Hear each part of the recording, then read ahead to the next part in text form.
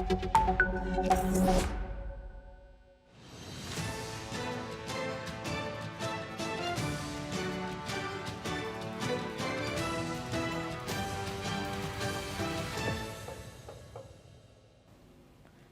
and welcome. I'm Sumatra and you're watching Primetime Asia on NewsX World. Let's take a look at the top headlines of this hour. The Thai government has announced that floods in southern Thailand have killed 162 people, including 126 deaths in Songkhla province.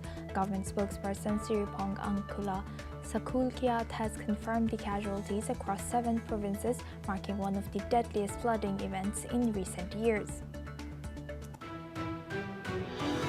China has launched a nationwide campaign to curb fire hazards in high-rise buildings after at least 128 people were killed in Hong Kong apartment fire. The move marks one of the country's most urgent safety crackdowns as Hong Kong enters its mourning period today. Australian Prime Minister Anthony Albanese has married his partner Jodie Hayden in a private ceremony at the lodge in Canberra today. This makes Prime Minister Albanese the very first sitting Australian Prime Minister to wed while in the office. The ceremony followed his Valentine's Day proposal in 2024, and the Prime Minister's dog Toto served as a ring bearer. Airlines are rushing globally to fix a flight control software glitch after Airbus recalled 6,000 A320 family jets, temporarily grounding aircraft in Asia and Europe and threatening U.S. travel during a busy post-Thanksgiving weekend. The recall is one of the largest in Airbus's 55-year history and comes just weeks after the A320 surpassed the Boeing 737 as the most delivered aircraft model.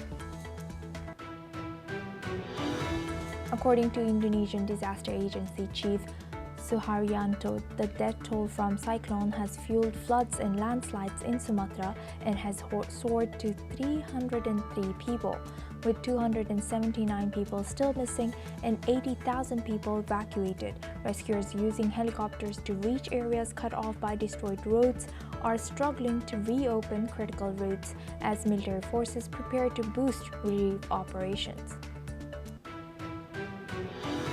U.S. President Donald Trump has announced plans to cancel most of former U.S. President Joe Biden's executive orders. He claims that the auto pen was used improperly and Biden did not personally sign them. Pope Leo, now in his first foreign trip, has visited Istanbul's iconic Blue Mosque on the 3rd day of his trip to Turkey, marking his first visit to a Muslim place of worship since his election in May. The highly symbolic 15-minute visit following in the footsteps of late Pope Benedict and late Pope Francis. French prosecutor has confirmed a 39-year-old man with 6 prior convictions that has been charged in France as the 4th suspect in the heist of France's crown jewels from the Louvre Museum. With his arrest and charges of gang robbery up to 15 years and criminal conspiracy up to 10 years, authorities now believe all members of the heist team are in custody.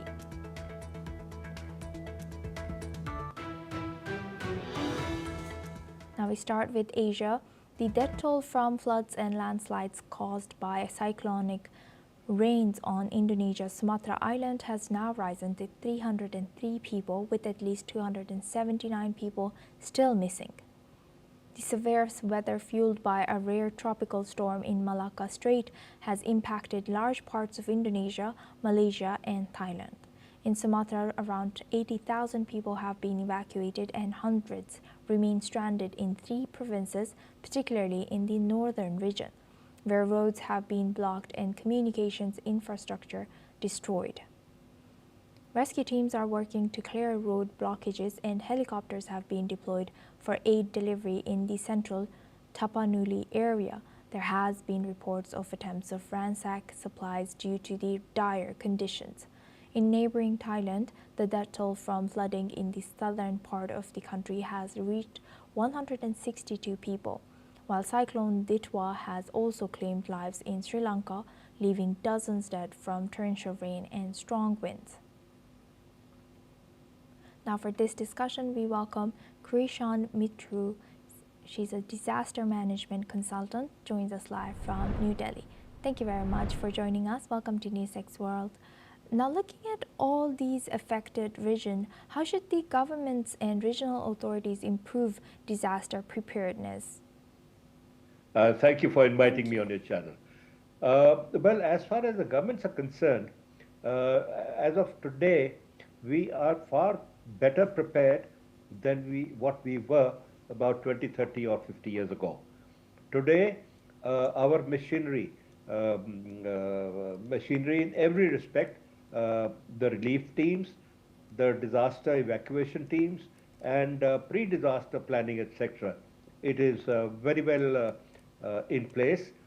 I guess not only in India, not only in the eastern countries, which are to India, but also all over the world.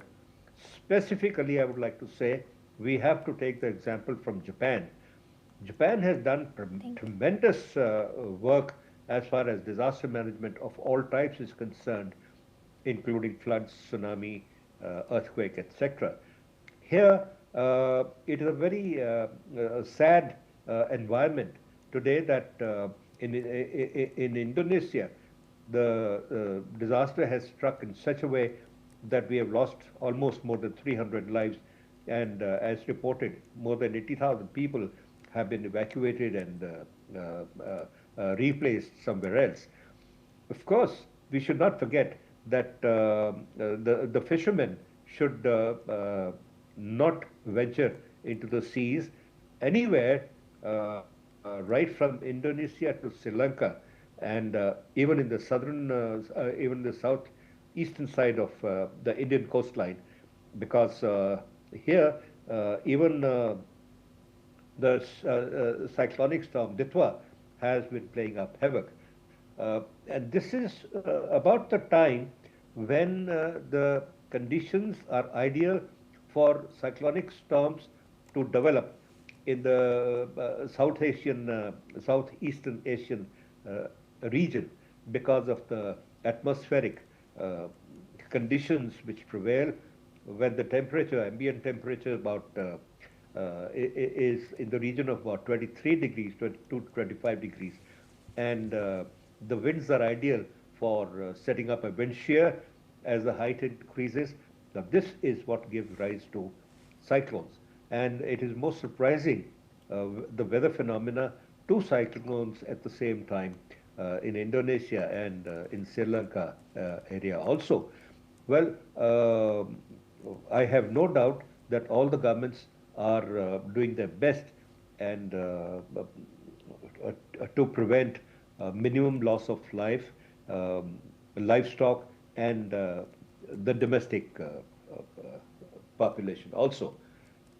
I wish that this, as it looks now, the storm has already hit the land and has started to weaken, and very soon it will weaken after the landfall. And particularly in India, if you see, the Ditwa cyclonic storm has already started to weaken. At the same way, in Indonesia also, in that area, the effect right up to Malaysia and Thailand, etc., will start to reduce. Thank you. Thank you very much, Mr. Krishan, for sharing that insight. Please stay with us as we come back to you for our next discussion as well. Now we stay in the region. Cyclone Ditwa has exited Sri Lanka, leaving a trail of destruction. At least 123 people have passed away and 130 people are still missing.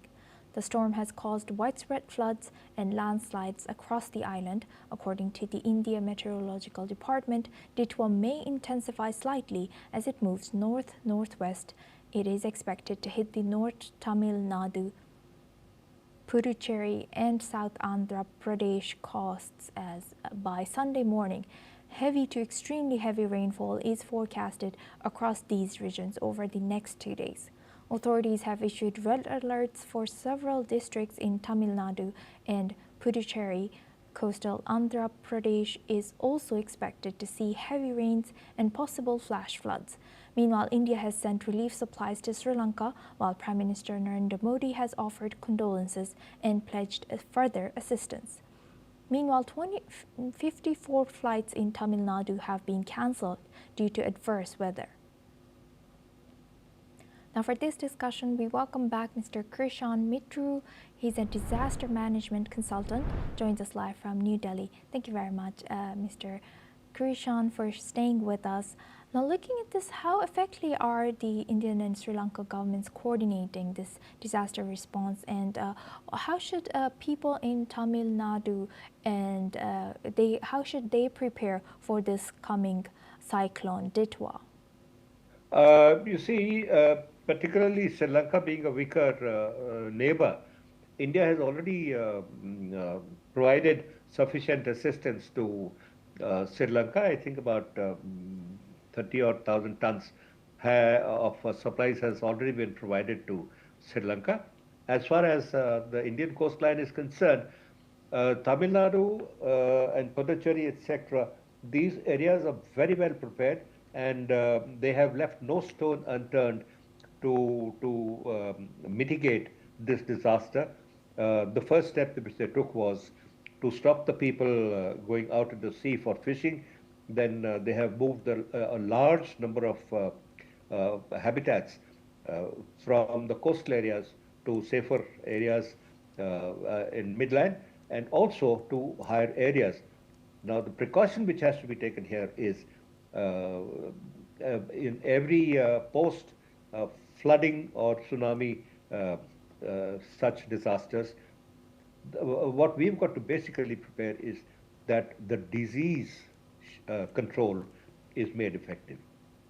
With that, a lot of medical advisories will have to be issued, a lot of medications will have to be made available. Not only that, specifically the hygiene of the area has to be particularly paid attention to. Also, the food cooking and the shelters have to be organized in the shelter homes, which the Indian government is doing very well in all the states, not only in the coastal areas, but other places also. Here, particularly, we feel, we experience a lot of cyclones year after year and, well, season after season. And Indian government is, I would compliment, is doing very well. And so are some of the, most of the eastern countries like Indonesia, Malaysia, Japan, etc. are doing very well. Thank you very much for bringing that Japan's example. But with that, I would like to thank Mr. Krishan Mitru for joining us today and sharing that insight as a disaster management consultant from New Delhi. Now we move on to India. India's aviation sector is experiencing widespread disruption after Airbus issued a global directive for a major software fix across its A320 fleet. The Directorate General of Civil Aviation has said that 338 A320 family aircraft have been identified in India, and 55% of them have already undergone the required flight control software updates. The DGCA has issued a mandatory modification directing airlines to complete the upgrades based on guidance from Airbus and the European Union Aviation Safety Agency.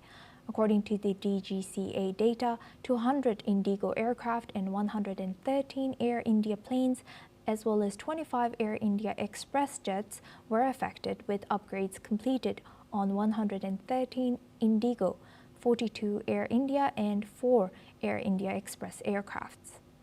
Airlines have warned passengers to expect delays and schedule changes as the work is carried out at bases across major Indian cities.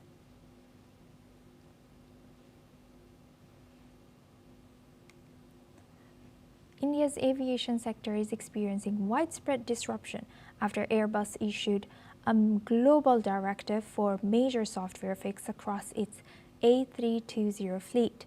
The Directorate General of Civil Aviation has said that 338 A320 family aircrafts have been identified in India, and 55% of them have already undergone the required flight control software updates.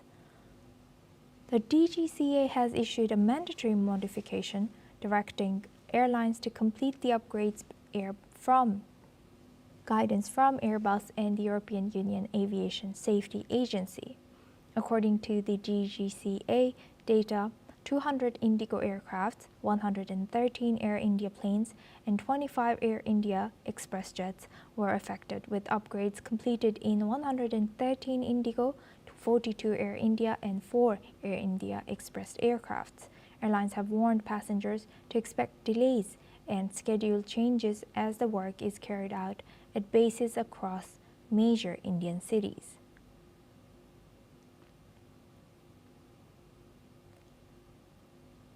India's aviation sector is experiencing widespread disruption after Airbus issued a global directive for major software fix across its A320 fleet.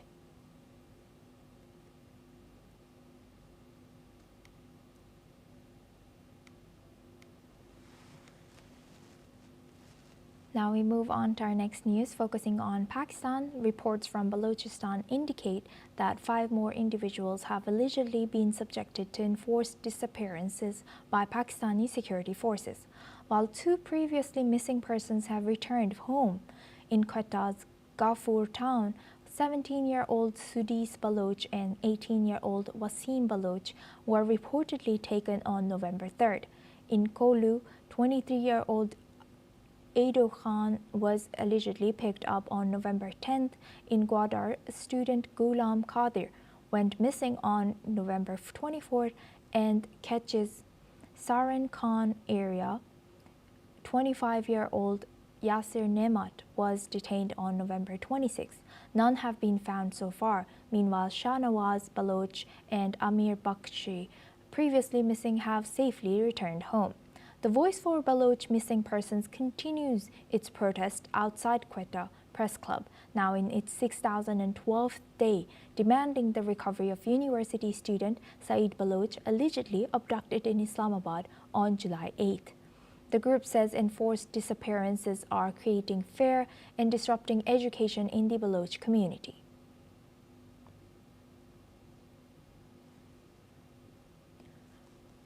Reports from Balochistan indicate that 5 more individuals have allegedly been subjected to enforced disappearances by Pakistani security forces, while 2 previously missing persons have returned home. In Gwadar, student Ghulam Qadir went missing on November 24th, and in Ketch's Saran Khan area, the 25-year-old Yasir Nemat was detained on 26 November. None have been found so far.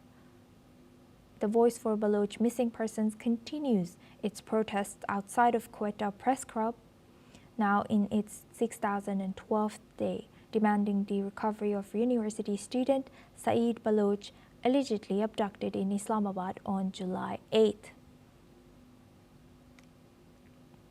The group says enforced disappearances are creating fear and disrupting education in the Baloch community. Now for this discussion, we welcome retired Major General Sudhakarji. He's an international relations and defense expert, joins us live from New Delhi. Thank you very much, Major General, for joining us again. Good to see you. Major General, what is this particular abduction news that is coming in from Pakistan? Can you tell us a little bit more about the story behind this news? Yeah, Asoba, good evening. Sincere apologies since I have been on back-to-back channels, multiple channels. Thank you for joining us. To be honest with you, I'm not able to give you the details, specific details, and Thank you. I don't want to shoot in thin air. Yours is a very, very credible and important global channel. Maybe the colleague panelist who's sitting, she can take on the question, please, if you don't mind. No problem. Thank you. Well, we can still talk about, if you can give us just some idea about Balochistan in particular. Yeah, obviously. You see, Balochi people have to understand, in short, is that Balochistan was created at gunpoint. It was an independent, it was an autonomous state, it was a nation which had a constitution, it still has a constitution, it has a flag, it had a bicameral system of parliament, and they had an elected government for the people, by the people, and of the people. At gunpoint, during Jinnah's time, the king of Kalat was hijacked by the military forces of Pakistan despite the standstill agreement, brought to Karachi, and at gunpoint he was made to sign the Treaty of Accession. This has to be highlighted, this has to be called out loud and clearly. And therefore, the rebellion is not from now, rebellion is from the time this Treaty of Accession was signed and forcible annexation was carried out. And since then, the entire state, mind you, it is 44.7% of the landmass of Pakistan. And it has got a border with, the Duran line is there, it has got border with Iran, it has got very major ports, deep sea ports, which are, I don't think any country in the world would be having as good ports as this limited area of Pakistan or Balochistan has. It has got maximum minerals which are available. It has got a nuclear testing center. Population is 1.5 crore. But why am I bringing out all this? That because of the population, there is a kind of, I would say, discrimination which is being undertaken by Pakistan. Punjab has got 15 crores or more of population. Therefore, the budget allocation for socio-economic development is much more. Whereas Balochistan has got less of population. They are subjected to extrajudicial killing, hijacking, and forced missing of persons. And when it comes to the allocation, whether it is oil, gas, copper, gold, anything which is being actually mined from this area, not even the bottom line, the simple royalty charges are being paid to the people. It is not being invested. There are no schools, there are no roads, there is no water, there is no electricity, there are no hospitals. Under these circumstances, the Balochi population has been subjected to extensive atrocities. It carried on in ups and downs kind of phases, but from 2019 onwards, it has picked up momentum. This insurgency is witnessing a different form of a violent activity. And therefore, America as a nation state, as a superpower, the same country, the Congress of USA, they had actually branded, they had declared, they had called out, they had promulgated a law in Congress itself, calling it in 2012 as liberators for democracy. The same Congress in 2019, when Donald Trump was the president, simply to appease Pakistan for a dignified and honorable withdrawal from the global war of terrorism from Afghanistan and Middle East, they had actually started calling them and legislating them as terrorists, global terrorists. Why this U-turn? Thank God there has been some kind of a sensible response in recent past, about a month and a half back, when the resolution was presented and debated in the United Nations Security Council. It is USA and UK which actually denied. They said no, they cannot accept them as the terrorists. They are fighting for their freedom of the state. So these are all good changes, but without any consistent approach or objective kind of approach to a problem which has been lingering in for more than 78 years or so, it will be very unfortunate. And we all know what is happening to Imran Khan. As per my assessment, he is no more, he has passed away. I hope I am not correct, and hope and pray that he is all well. But my input and my gut feeling is that he is not alive. And Munir, Field Marshal Munir, will have too much up his throat to actually digest and also handle. It will be very difficult for him to handle the Tehrik Taliban Pakistan and the Baloch Liberation Army, and also the conglomerate of small groups who are fighting for independence of Balochistan from the Pakistan's atrocities, as also you have the Afghanistan Taliban operating from elsewhere, because the sovereignty and the territorial integrity of Afghanistan is being threatened. So the common parameters which is binding the Tehrik Taliban Pakistan and Afghanistan Pakistan is that they don't respect the Duran line. In any case, it has lost its legal and technical sanctity of 100 years. From 1993, anything can be done. Number two, they have a greater Afghanistan, a dream of greater Afghanistan, which includes the Pashtunstan. And number three is the point, the sovereignty and the territorial integrity. You cannot invade into a neighboring country at your will and violate the airspace and start hitting and killing the innocent people. So Pakistan is in for a very hard time. They have to actually, calibrate their approach, focus on the bottom line issues for revival or rejuvenation of genuine, sincere, and progressive growth of a roadmap which will take them to lasting kind of a development, and also look after the livelihood and improvement of the quality of the people. And four pillars of Pakistan which need to be addressed genuinely and sincerely are basically, you have the judiciary, you have the legislature, you have the executive, and you have the media. None of them are functioning effectively today. All of them have been compromised by the silent military coup undertaken successfully by Field Marshal Munir. Until people rise to this kind of changes in the society, I am afraid Pakistan is heading for very serious trouble. Back to you, please. Yes, indeed. Thank you for shedding light on and bringing on the issue of Imran Khan as well.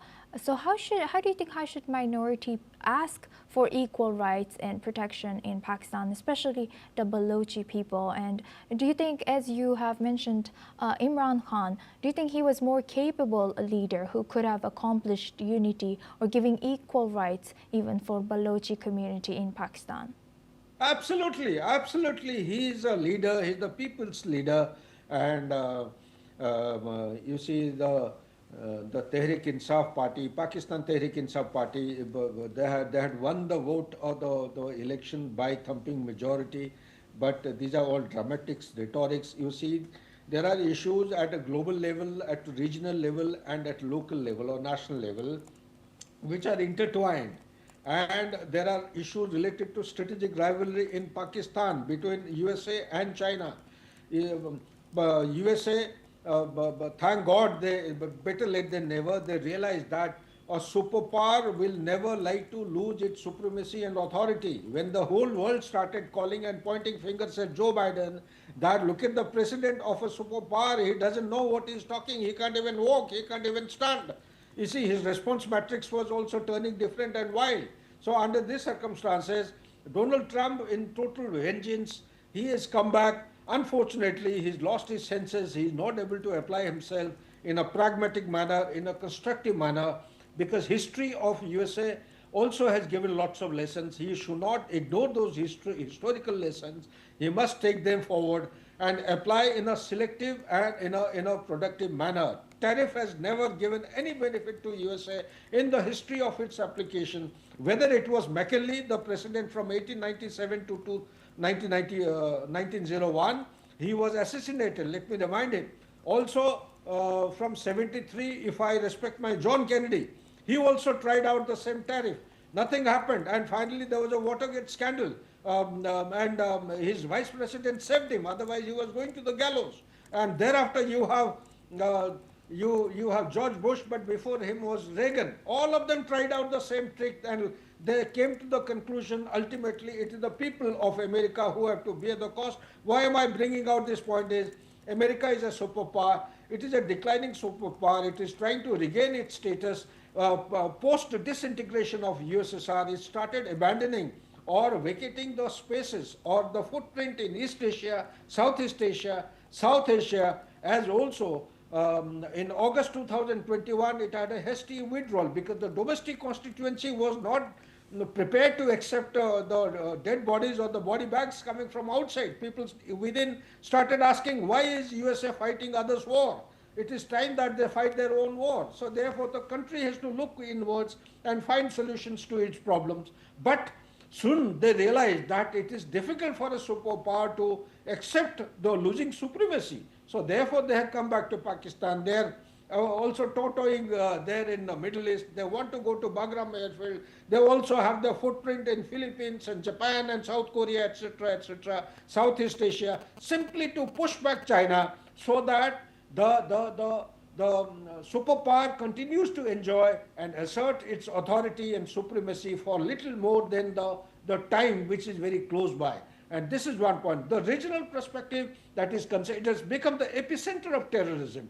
Out of 76, close to 70 or 80 terrorists, globally recognized terrorists by strategic studies in Washington, it has said time and again from 2018 till now that almost about Major 12, more General. than 12 globally registered, recognized terrorist organizations are operating there in Pakistan itself. Out of that, 5 are looking towards India, they're operating in India, and remaining are there in Major Pakistan. General. But my count is, it is much more than that. So therefore, the question which you are asking, it does not have any quick answers. Pakistan itself has to think inwards, find out. The start point, in my opinion, is to change the constitution as a progressive Islamic state, something like Bangladesh, not having the opening remarks as they will ensure that the writ of Allah is implemented all over the planet, on the surface of the planet. It has to be of the people, for the people, and by the people, for the progress of the society. Only then Pakistan will see light at the end of the day in development. Yes, hopefully. With that, I would like to thank Major General Sudhakarji for always joining us and sharing that insight throughout our news. Now we move on to Bangladesh. Bangladesh's Nationalist Party chief and former Prime Minister Khalida Zia is in extremely critical condition. The 80-year-old was hospitalized with a severe chest infection affecting her heart and lungs. Zia has long battled health issues including liver and kidney problems, diabetes, arthritis, and eye ailments. Her party held nationwide prayer sessions for her recovery. Zia was jailed for corruption in 2018 and released after Prime Minister Sheikh Hasina was removed from power. She is expected to contest elections in February. Her political career has been defined by decades-long rivalry with Hasina, often called the Battle of the Begums, which has shaped modern Bangladesh politics. That's all we have time for. Keep watching NewsX World for more news updates from around the world.